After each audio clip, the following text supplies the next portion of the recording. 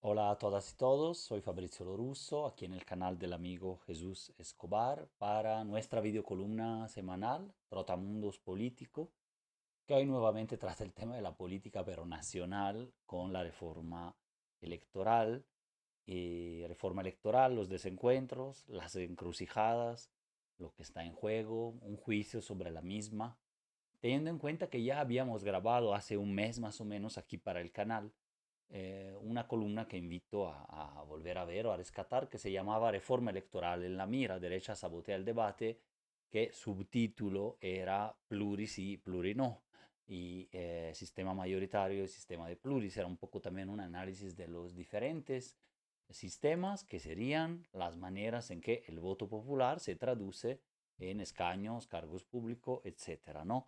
Entonces, la presidenta Claudia Sheinbaum recién presentó su iniciativa de reforma electoral, ya muy adelantada en estos meses, semanas, cada vez se va justo enfocando, hablando en este tema del decálogo por la democracia, ¿no? Que serían 10 propuestas para la reforma electoral. La presenta al Congreso, va a comisiones.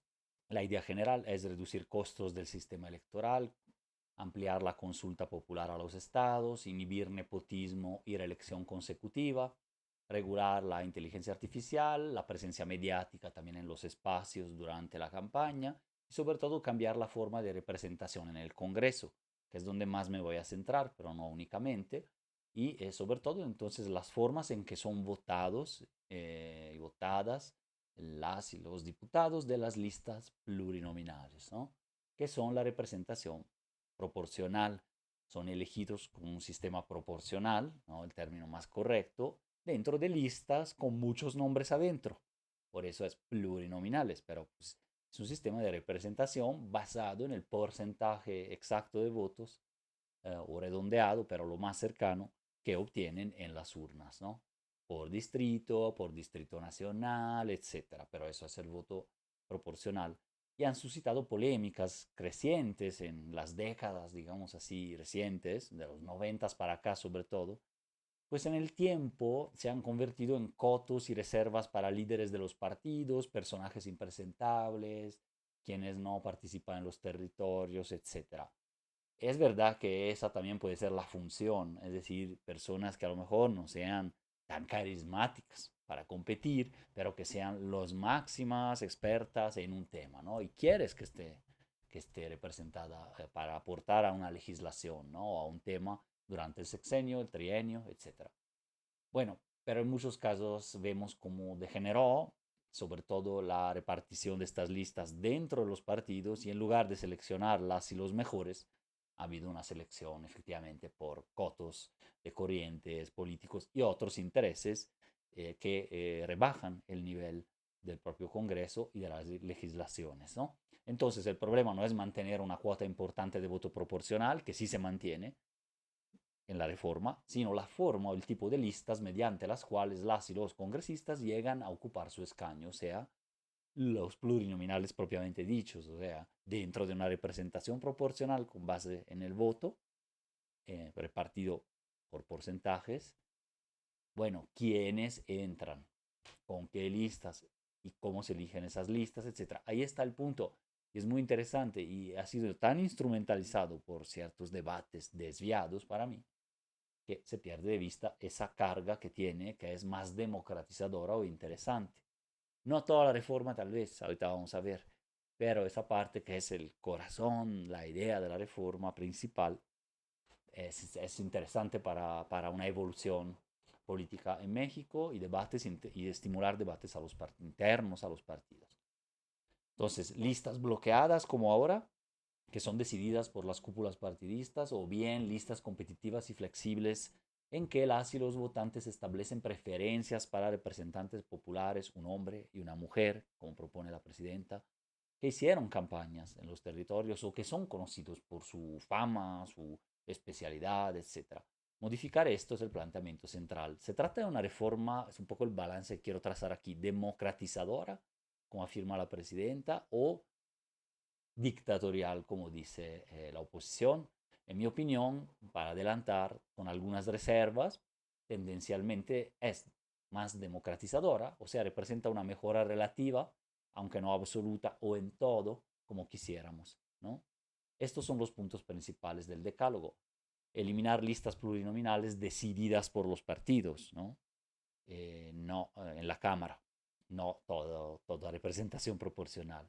Serán decididas por el electorado. Dos, eliminación de los senadores plurinominales. Ahí sí está esa propuesta. Yo creo que todavía se podría debatir. Probablemente la reforma como tal parece que no va a pasar y va a haber un reajuste político importante en la coalición de gobierno. Y sin embargo, por eso puse verde aquí para señalar la problemática. Eh, y bueno, eliminar senadores plurinominales. Efectivamente, ahí se quita la representación proporcional en el Senado, restituyendo el Senado a una naturaleza mayoritaria por Estado, en donde ya los estados son todos igualmente representados, aunque tengan poblaciones diferentes.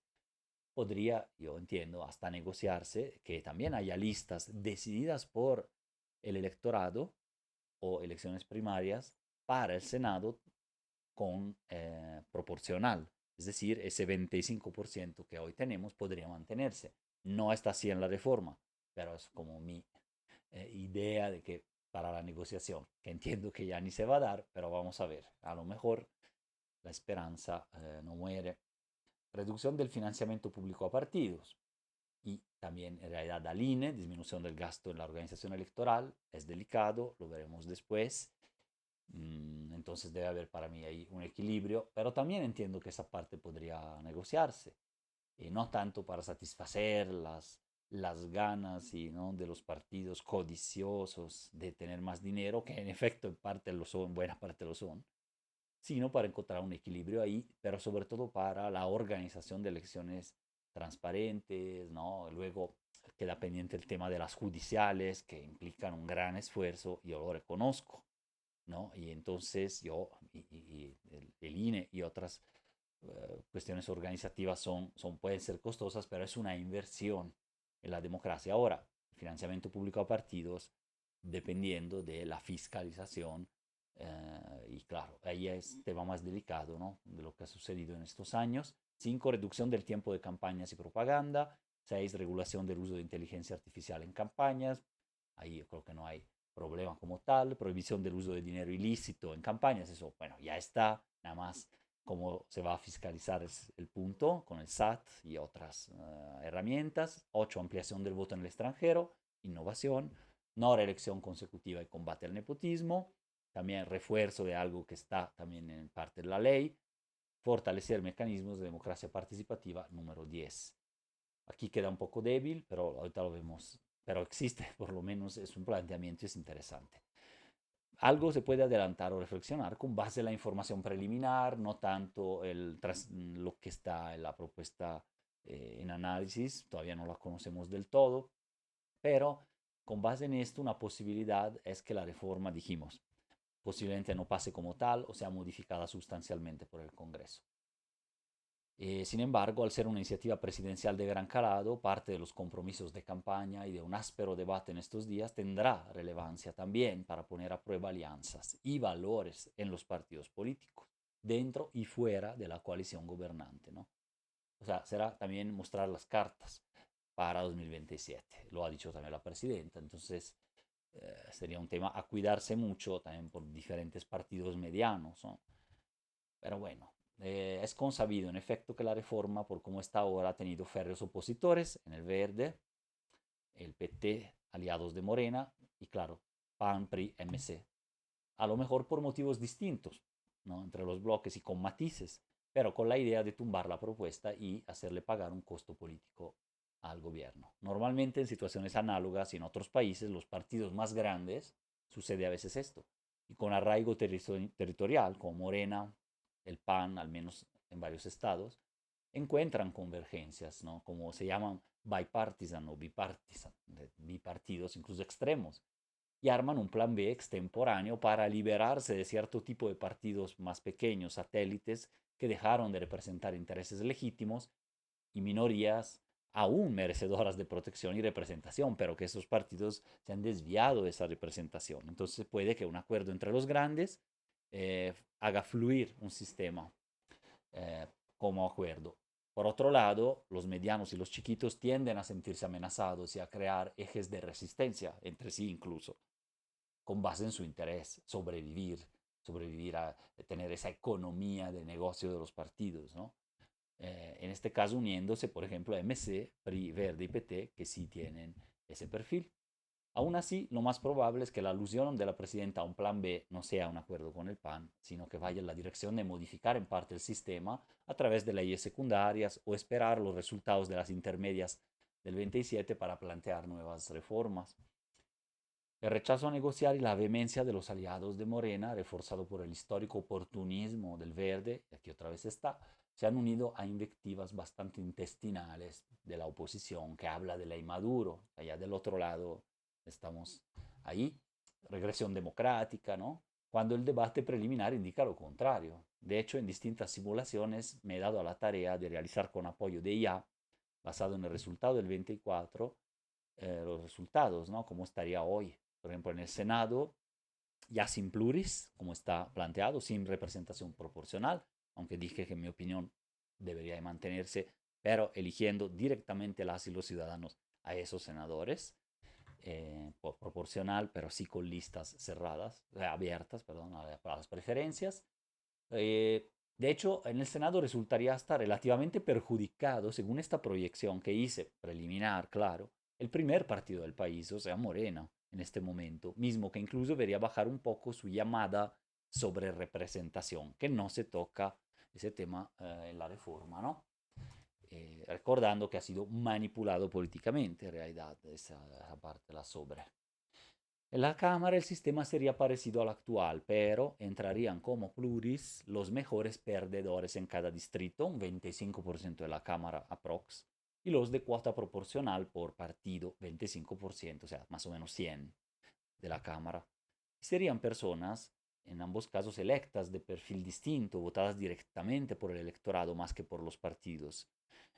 Cierto, sin primarias, estos partidos y sus dirigencias deciden quiénes van a competir en esa larga lista, ¿no? Por eso se necesita, en mi opinión, alguna corrección incluso al respecto, o sea, algún tipo de elección primaria obligatoria para los partidos con diferentes modalidades, en línea, no en línea, monitoreada por el INE, solo para integrantes inscritos al partido o para la población en general. Hay varios modelos en Europa, por ejemplo, pero esas primarias despejan más el camino a ciertos perfiles, como lo hizo ese ensayo Morena en 2024, que tienen un consenso de una base. Y ahí entran en las listas y ahí sí lo vota toda la población que vota ese partido, elige un hombre y una mujer. Ya con esos pasos y campaña o muestra de expertise en territorio, pues ganan, ¿no? Podría aplicarse también al Senado. Por ahora la reforma no está así. Ya hemos visto en el sexenio pasado cómo mediante una estrategia de huelga o ayuno constitucional la oposición bateó, sin discutirlas, una serie de planes y reformas constitucionales del presidente López Obrador. Curiosamente rechazaron lo que ahora quieren, también una reforma electoral que preveía el reparto completamente proporcional de escaños en el Congreso, quizás el sistema más fehaciente o menos distorsivo respecto de la relación entre votos y representantes. Ni siquiera hubo discusión ni defensa de parte de partidos pequeños que se verían favorecidos, perdón, por este proporcional puro en el contexto de esa reforma, mientras que ahora cambió todo y la discusión se prende. Es decir, se hubiera podido aprobar la reforma de AMLO si es que la verdadera preocupación de los partidos era la perfecta representación proporcional del voto en el órgano del poder legislativo. Parece evidente que no era tanto así. Claro, pasar de golpe al proporcional puro tendría sus problemas en México también, claro, en esa época, ¿no? En un sistema poco acostumbrado a ello y con escasa tendencia por el momento al parlamentarismo, que normalmente se asocia, aunque no es necesario. Inglaterra tiene parlamentarismo con mayoritario puro, o sea, gana en cada distrito solo uno de los dos, tres, cuatro grandes partidos. Los partidos regionales en Escocia y en otros lados o la extrema derecha son representados, ¿no? Pero tienen que ganar algún distrito como un bastión o más para luego expandirse. Pero más de 2 a 4 partidos difícilmente efectivamente se arman, pero en el nivel local se mantienen también para luego escalar al nivel nacional. Es un sistema mayoritario como los 300 del sistema seco mexicano, 300 de 500 de la Cámara, pero con un sistema parlamentario. Luego en el Parlamento funcionan otros mecanismos, ¿no? La confianza al jefe de gobierno, etcétera. Bueno, México podría transitar hacia eso, lamentablemente también por dificultades políticas ya trabajar a veces con otros partidos, yo creo, y por ausencia tal vez del debate profundo en el mismo partido de gobierno, no se platica de este posible tránsito a un semipresidencialismo o a un parlamentarismo regulado o puro, en fin. Pero tampoco se habló de esta reforma política integral, más bien aquí se centran en tumbar la propuesta de la presidenta, que tiene en realidad bastante elemento positivo, al menos para la discusión. Ahora bien, el sistema mayoritario es igual de democrático, tampoco quiere decir que si es todo mayoritario, como acabo de demostrar en el caso del Reino Unido, guste o no. No, a mí me gusta el proporcional, por ejemplo, pero también entiendo que son, con sus pros y contras, siendo estos relacionados tiene sus pros y contras el mayoritario también, que se relacionan con el equilibrio entre la mayor gobernabilidad garantizada por un mayoritario o por 300 de distrito, y por otro lado el mayor acceso al poder de parte de ciertas minorías típico del proporcional o hasta de ciertos parlamentarismos, que ya es otro tema político. Dos terceras partes de la Cámara sí son elegidas en México y seguirán siendo. Entonces, normalmente, como podría suceder en el caso mexicano, si pasa la reforma, difícil, pero puede ser, sucede que se tiende hacia un bipolarismo. O sea, la reforma tiene un tinte no bipartidista, no de partido hegemónico, sino de bipolarismo hegemónico, pero hegemónico consensuado, que hegemónico no es por la fuerza, hegemónico es, existe una dominación, pero existe un consenso también. En ese sentido, un bipolarismo consensuado con dos grandes polos, la izquierda y la derecha, los progresistas y los conservadores, lo que quieras, con dos partidos pivotes, pongamos PAN o quien lo sustituya, o un bloque de partidos de derecha, pero unidos en uno, y Morena con otros partidos al lado, pero que no influye tan tajantemente en toda la política nacional o en reformas importantes, sino que deja al partido ganador cada 3 años, además, que es un plazo muy razonable, no es muy largo, lo deja gobernar o se asocia para gobernar. En fin, esta es la tendencia para mí en análisis de esta reforma. Centraliza más, sí, pero sobre dos polos, no necesariamente el partido de Estado, como dicen. Quienes ganan en los distritos y quienes son mejores perdedores probablemente se van a asociar en dos bloques, ¿no? Así debería de ser si es que no colapsa completamente lo que llamamos oposición. Para ahí también hay culpas de la propia clase dirigente de la oposición, ¿no? Pero bueno, hay que hacer un trabajo político. Pero funcionaría, yo lo entiendo, de esta manera. Más gobernabilidad, un poquito más de mayoritario, sin eliminar lo otro, o al menos no del todo, y los dos polos, ¿no? Formaciones así. Hoy tres cuartas partes del Senado, pasando a lo otro, se basan en una repartición entre un partido ganador y un perdedor, el que queda en segundo lugar en cada estado, ¿no? 2-1, 2-1, ya que es una cámara pensada para la representación paritaria de las entidades en un estado o sistema que es federal, el mexicano. Otros 32 llegan mediante el sistema proporcional de un sistema mixto. La reforma de Sheinbaum no cambia de raíz, sino modifica en parte la naturaleza mixta del sistema, sigue siendo mixto, pero un poquito menos por el tema del Senado, pero mejora en la representación de la Cámara, sin recuperación de votos entonces para el Senado, pero yo digo, sería un tema quizás todavía por plantearse, pero sin tumbar la reforma, ¿no? Podría ser un tema que aventaja a partidos menores, medianos, en el Senado también, pero que en territorio pues tienen una buena representación o en un distrito nacional único o en los 5 que hay y así logran alcanzar también Senado un poquito más. Bueno, pero ni están hablando de ese tema, ese es el problema, ¿no? Así que solo serían ahora 96 senadores y senadoras. No están senadores y senadoras de una circunscripción que podrían hacer también en el exterior, pero bueno, quizás sería un tema para después. Pero sí en la Cámara hay 8, que es la gran innovación también, elegidos en el exterior.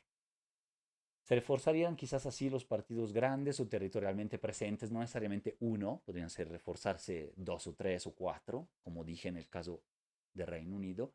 Una corrección negociada podría consistir en mantener la representación proporcional, procedente de cada entidad, también en el Senado, ya lo dije, ¿no? Otro mecanismo para evitar fragmentación excesiva, eh, aún salvando a partidos menores, sería exigir a los partidos un umbral mínimo. O sea, tú puedes hacer la parte proporcional y también decir, para evitar fragmentación excesiva de votos, a lo mejor de partidos muy pequeños, ponerles en el Cámara y Senado un umbral 5-8% mínimo de los votos para poder acceder a ese reparto proporcional, lo cual implica que también tienen que hacer campaña en diferentes entidades y con territorio y tener ese 8% de votos o ese 5%. En la reforma se prevé un sistema parecido al actual, mixto para la Cámara, ya dijimos, con 8 representantes del exterior. Yo acabo de votar, por ejemplo, un referéndum popular en Italia, aquí se hace de manera muy ágil, pero también votamos con en una circunscripción de italianos en el exterior, que son como 6 en el mundo, ¿no? Está Norteamérica, con México, Sudamérica, Europa, tiene X números dependiendo de cuántos italianos haya en el exterior residentes, ¿no? Con derecho al voto. También se puede hacer lo mismo y creo que algo así va a pasar. Dice que esos 8 son proporcionales incluso, entonces pues podrían ser 8 de 8 partidos, podrían ser 2, 3 del partido ganador, otros 2, 1 y 1 y 1 de otros, pero es proporcional. Me hubiera gustado que existiera una previsión aquí, ¿no? La obligación de elecciones primarias, ya lo dije, en cada partido para formular estas listas de la manera más ágil, a lo mejor sin dedicar ese recorte de presupuesto, más bien un poco de recorte, no recortarlo y sí dedicarlo a que organicen elecciones primarias porque desata mucho debate interno, se visibilizan las figuras, pueden surgir alguien nuevo, cambian las élites un poco más rápido.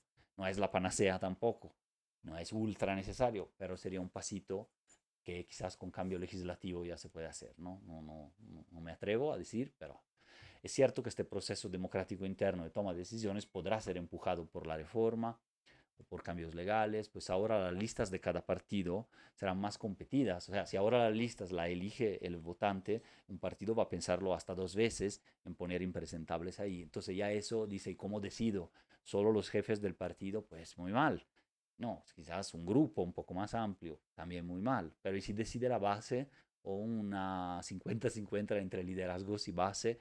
En fin, un acuerdo para una forma de primarias para tener listas muy competitivas, ¿no? Porque ahora si la gente las va a elegir, un hombre y una mujer dentro de la lista, entonces eso debería de aportar. Otro elemento a señalar es que debe reforzarse las consultas populares y los referéndums que acabo de mencionar, uno que votamos en Italia, es una reforma de la justicia en sentido más conservador en realidad, pero bueno, esto es atendido solo en parte. En la reforma hay que verlo fino, leyes, etcétera, porque se va a extender consulta popular a los estados. Muy bien para mí, nada más que se ha usado efectivamente en la federación y quizás a rato en los estados poco. Y no hay tanta conciencia de eso, hay que facilitarlo lo más que se pueda, ¿no? En materia de control o señalamiento del uso de IA, inteligencia artificial para campañas, spots, es importante comenzar a dar el debate y que la legislación fije algunos límites, ¿no? Por el lado del financiamiento es necesario poder reforzar los mecanismos, sobre todo para mí me preocupa más que el monto, la rendición de cuentas y la transparencia, la infiltración eventualmente de dinero ilícito, y el tema ha sido pues recurrente y resuelto. Aún así, no todo debe ser ahorrar por ahorrar, ya que una democracia funcional cuesta y se considera una inversión, no simplemente un gasto perdido, en mi opinión, pero sí extralimitar cierto tipo de gastos o gastos pues que son corrupción. Los partidos y el INE son respectivamente cuerpos intermedios, los partidos de la sociedad y una institución útil, ¿no? Fundamental, por lo que debe de establecerse un equilibrio entre recortes y ahorros y otros modos de financiación, exigencias mínimas o medianas funcionales al desarrollo del tema electoral. Para ello se me hace complicado establecer un recorte neto como prefijado, 25% como tal. Podría preverse una disminución paulatina, una subida en otro rubro, mostrando virtud en gastos, en cómo usan los partidos, pues ahí se le va subiendo solo si cumplen ciertos requisitos lo más objetivo posible, ¿no?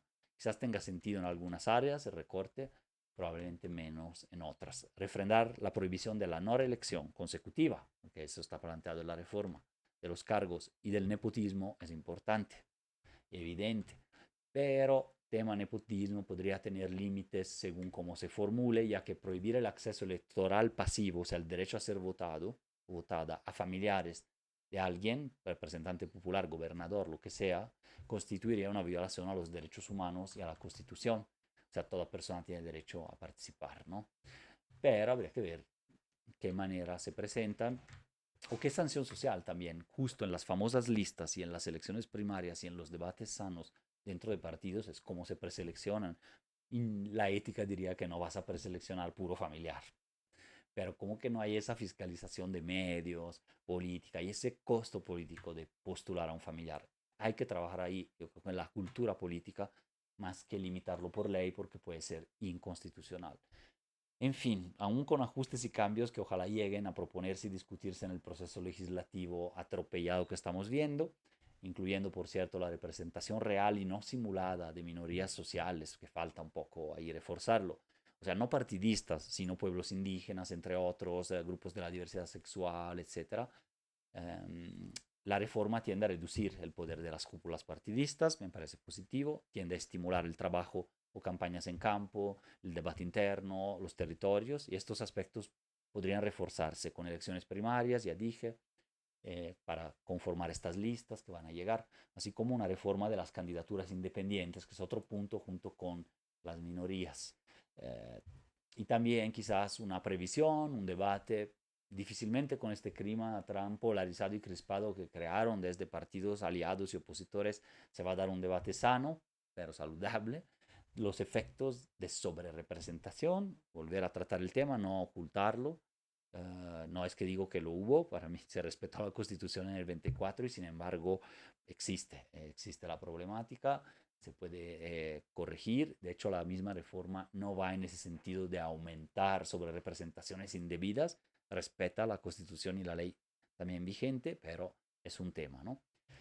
Entonces podrían presentarse con este nuevo sistema y entonces también el tema de consultas populares a nivel estatal y municipal, ¿por qué no? Vinculantes, con un criterio relativamente fácil, pero que implica movilización popular para empezarlas, estas consultas, que estén realmente al alcance de las mayorías y sean otro mecanismo más de, digamos, modificación sistémica, estructural. Entonces, bueno, este era todo mi punto de vista. Les mando un abrazo, nos vemos en la siguiente.